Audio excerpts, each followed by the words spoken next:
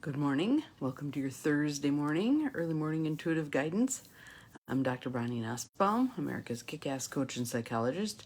Here were some things for us to think about today, ponder, put into effect. And we have a card today from the Virtues Reflection cards, which is, as they put it, a set of 100 contemplative cards to help you awaken your spirit and live by your deepest virtues. Cool, cool. So let's just settle in. Actually, let's do a little whole brain posture today, okay? So I want you to cross one ankle over the other. Arms out in front. We're doing it. Good morning. Welcome, welcome. Hi, Pauline. So we are doing the whole brain posture at the moment. So you cross one ankle over the other. Arms are out in front, kind of like a zombie. Cross the wrists. Good morning, Deb. We are doing whole brain posture. And good morning to whomever else is on. I see lots of people popping on. Turn your palms down, interlace your fingers. And then you can either bring them up to your chest or you can rest them in your lap. I'm just going to rest them in my lap because my thumbs are hurting today. Welcome, welcome to everybody on a few minutes early today. Good morning, Cindy. We are doing whole brain posture, or I'd wave to you. Good morning. Oh, Zoe is going to do the zombie with us too. Thank you, Morgan. Glad to see you here. Good morning, Diane. Welcome, welcome. Glad everybody's here. So we're just doing some whole brain posture. So I'll put myself into it again. If you missed, cross one ankle over the other. Arms out in front like a zombie. Cross at the wrists. Turn your palms down, interlace your fingers. Good morning, Diane. Rest them in your lap.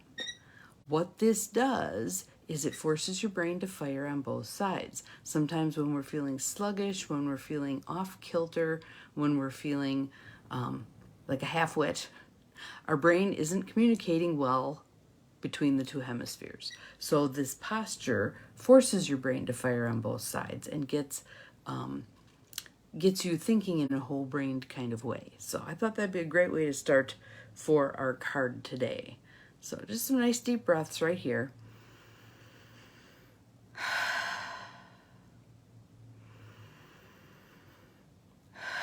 Settling in, opening up your mind and your heart for the words that we're going to get today. Again, our card is from the Virtues Project, the Virtues Reflection cards, and our card for today is generosity. Generosity. So settle in and just listen with that intuitive part of yourself that knows which part of this you need to grab onto and run with, basically. Generosity is giving to others something that is of value to us. So in other words, handing off something that we don't care about, that isn't really generosity. Good morning, Carolyn. Welcome, welcome. And when you're ready, you can just release the whole brain posture. You may be thinking, oh my God, is she going to make us stay like this the whole time? No. When you feel you're done with it, just let it go. Okay? Generosity is a quality of spirit that calls us to share what we have. I like that. A quality of spirit that calls us to share what we have. We also allow others to give to us. Think about that. Generosity is a two-way street. Being willing to receive is generous. Think about that. Good morning, Jill. Welcome. Glad you are here. Every gift is doubly blessed, bringing joy to the giver and to the receiver. And think about that. When you're the person who's, no, I can do that, don't worry.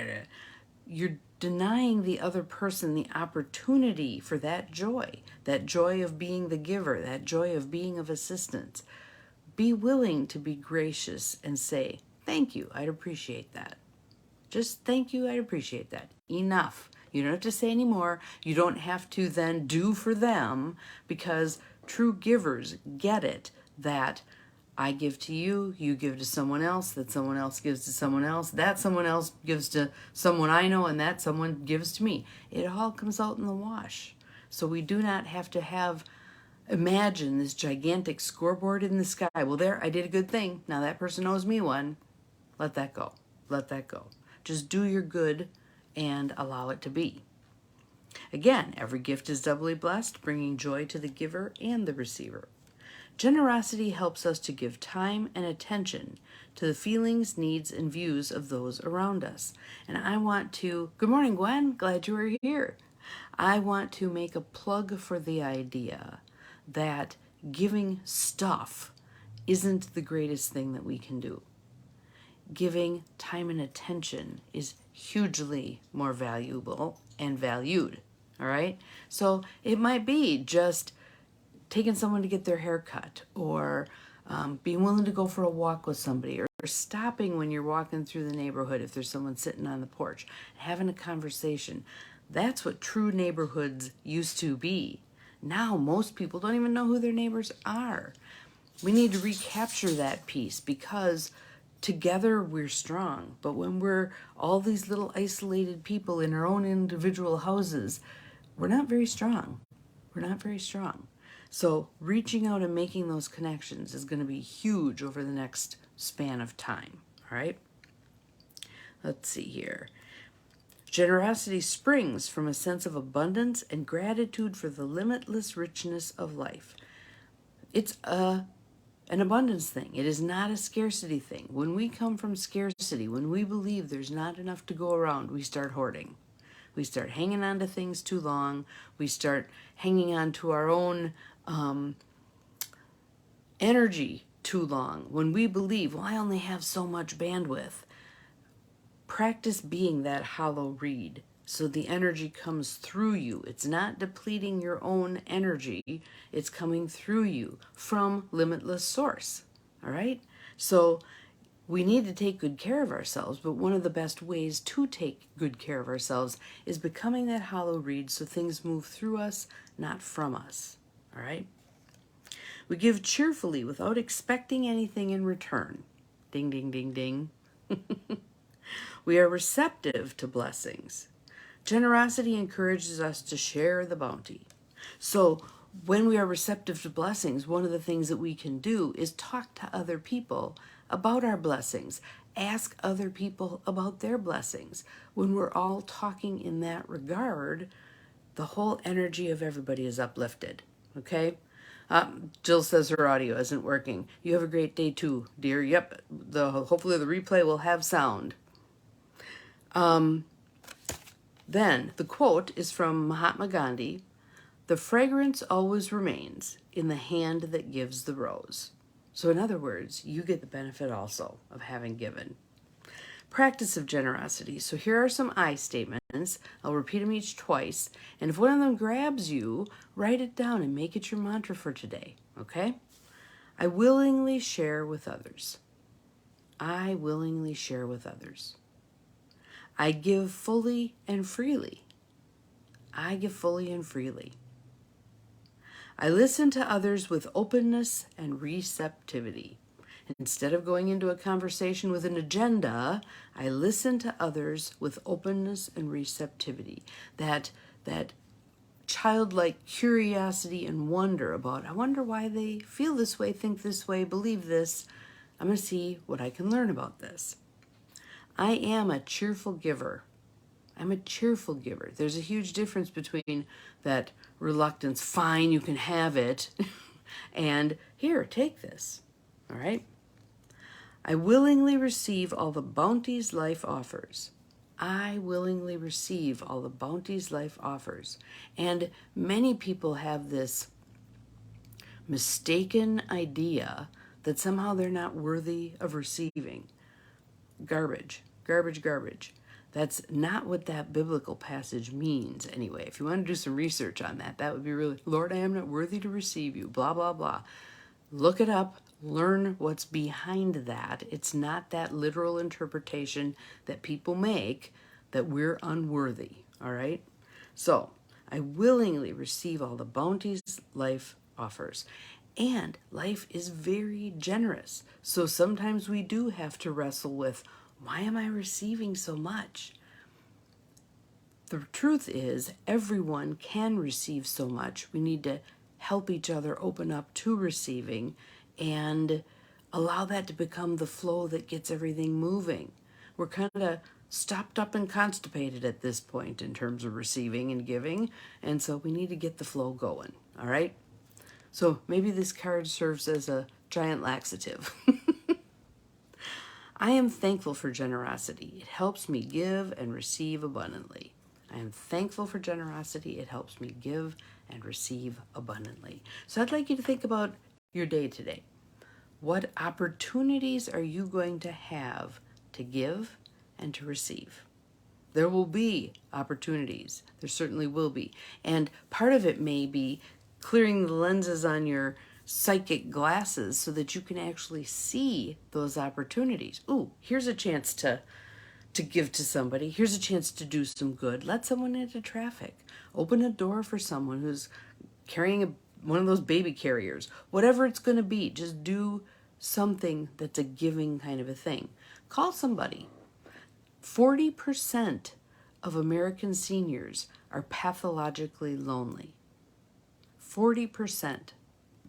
That's horrifying. That is absolutely horrifying. In my class this week, it was just last night, he had us reading a bunch of articles. One of those articles was the description of what happened in the extended care system with COVID.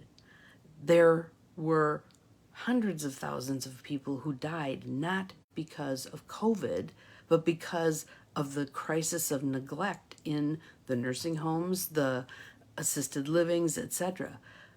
There weren't the people to care for them. There were people who laid there for 10 hours without getting turned. It was a pathological lapse in our system that really isn't set up well to deal with people who need care. When we think about how things were back when neighborhoods functioned like neighborhoods, people would check on each other. One of the women on the call was saying that she and six of her friends every morning, if everybody hasn't checked in by 10 o'clock, they go to find out why. How many people don't have that? Don't have that. So we can repair this in big and small ways. It can be checking in on your neighbor. You're going to the grocery store. Maybe you call someone who doesn't get out much and say, do you need me to pick you up a couple of things? It could be when you're walking past, kind of looking to see, okay, are there any lights on in the house? Have I seen anybody there in the last day or two? Being more mindful of how we care for others, all right?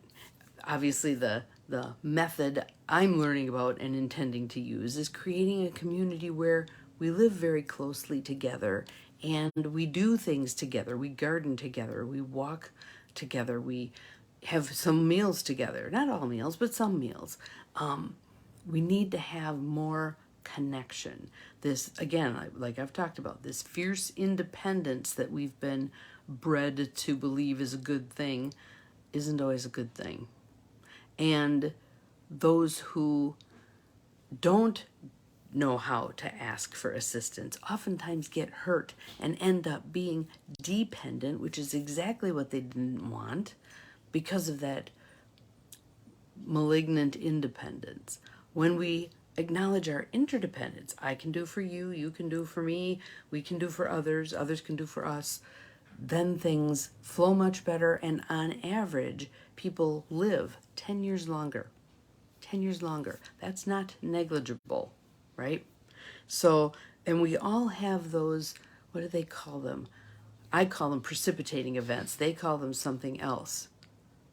Not significant events. But anyway, the gist being, something happens, and if you are living in your own home by yourself, your outcome is likely to be much poorer than if you're living in some kind of a community where people step up and do things. So they'll bring you your tea in the morning. They'll take your mail to the mailbox. They'll, those kinds of things. It's not even the personal cares things because you can hire that part out, but all the other little things that we really need help with. So there, that was a long-winded thing about generosity, wasn't it? Again, your mission for today, should you choose to accept it, is find some opportunities to both give and receive. Create the balance. Some of us are great givers and we suck at receiving. There needs to be balance. All right? Have an awesome day. See you again tomorrow. Remember, you're capable of far more than you think you are. Bye-bye.